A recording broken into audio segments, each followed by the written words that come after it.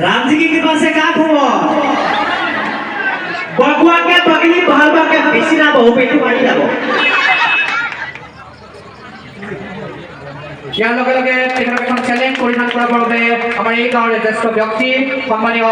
গুণাৰাম শইকীয়া ডাঙৰীয়াক মই অনুৰোধ জনাইছোঁ বহমপুৰৰ সুযোগ্য সন্তান শ্বহীদ ভূমি বহমপুৰৰ নাম উজ্বলাবলৈ সক্ষম হোৱা এইগৰাকী বিদ্যুৎজ্যোতি শইকীয়াক বিশেষ সম্বৰ্ধনা এই মুহূৰ্তত জ্ঞাপন কৰা হৈছে লগে লগে তেখেতক এটা জাপি পৰিধান কৰাব আমাৰ এই গাঁৱৰ আন এগৰাকী জ্যেষ্ঠ ব্যক্তি সন্মানীয় অৰুণ চন্দ্ৰ শইকীয়া ডাঙৰীয়াক তেখেতক এটা জাপি পৰিধান কৰাবৰ বাবে অনুৰোধ জনাইছোঁ এক ঐতিহাসিক ক্ষণ এগৰাকী যশস্বী অভিনেতা বিদ্যুৎজ্যোতি শইকীয়া ডাঙৰীয়াক জলাগ্ৰহ ডক্টৰ ৰাজেন্দ্ৰ প্ৰসাদ পুথিভঁৰালৰ তৰফৰ পৰা বিশেষ সম্বৰ্ধনা এই মুহূৰ্তত জ্ঞাপন কৰা হ'ল তথাপিও সকলোকে শেহতীয়াকৈ ৰঙালী বিহুৰ শুভেচ্ছা জ্ঞাপন কৰিলোঁ লগতে নৱবৰ্ষৰ শুভেচ্ছা জনালোঁ কি ক'ম এতিয়া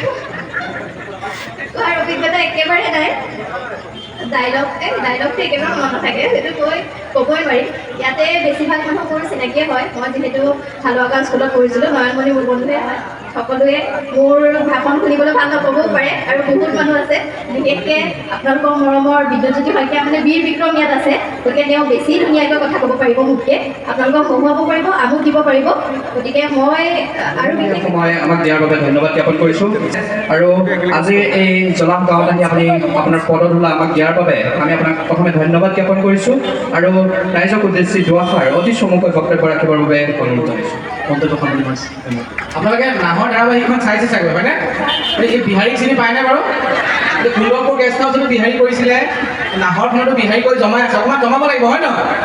অঁ এতিয়া মানে নাহৰৰ ৰামুৱে কি কৰিছে অসমীয়া ভাষা শিকিব মানে অসমীয়া ভাষা শিকিবলৈ আমাৰ অসমীয়া কবিতাবিলাক এতিয়া আমাৰ এই বগাকৈ বগলী বহলাই পঢ়িছে যিভাগ কবিতা দায়িত্ব নধৰিব দেই আমি অকল জাতি সংস্কৃতিক অকণমান ক'ব বিচাৰা নাই এইটো মাত্ৰ ধেমালিহে এটা এই ৰামুৱে মানে তাৰ বিহাৰত গৈ পেলাই তাৰ লগৰ বন্ধুবোৰক আমাৰ সেই বগাকৈ বগলীটোক মাটি শুনাইছে কেনেকৈ মাটি শুনাইছে এবাৰ শুনাই দিয়কচোন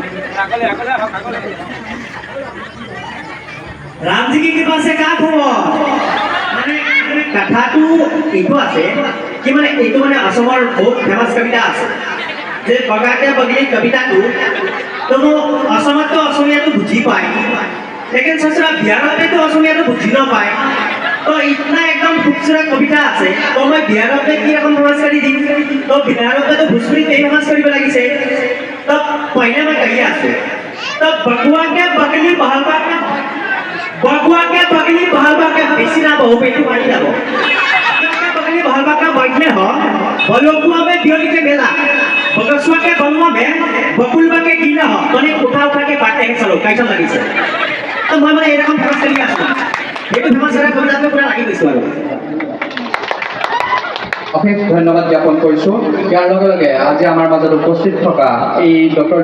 ৰাজেন্দ্ৰ প্ৰসাদ পুথিভঁৰালৰ বিশেষ সম্বৰ্ধনা গ্ৰহণ কৰা বহমপুৰৰ সুযোগ্য সন্তান তথা অসমৰ এগৰাকী যশস্বী অভিনেতা বিদ্যুৎজ্যোতি শইকীয়া ডাঙৰীয়াক তেখেতৰ বক্তব্য ৰাখি ৰাইজক হাঁহিৰ খোৰাক যোগাবৰ বাবে অনুৰোধ জনাইছোঁ বক্তব্যৰ জৰিয়তে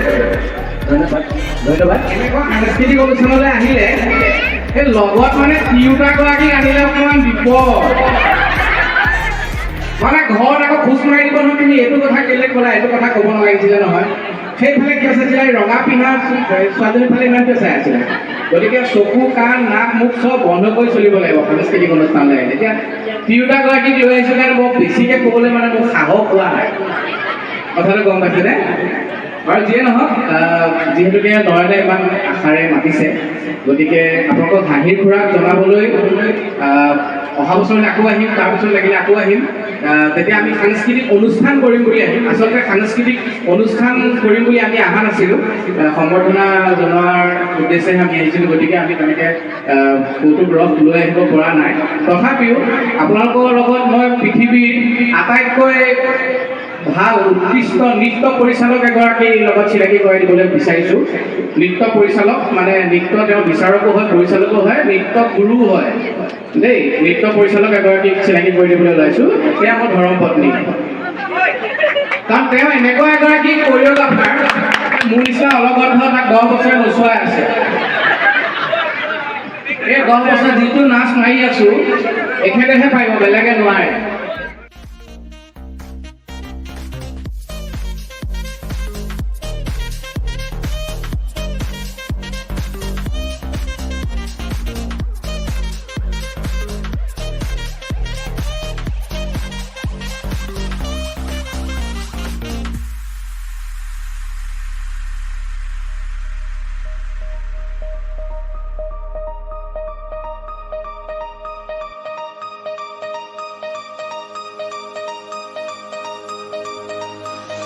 ধন্যবাদ।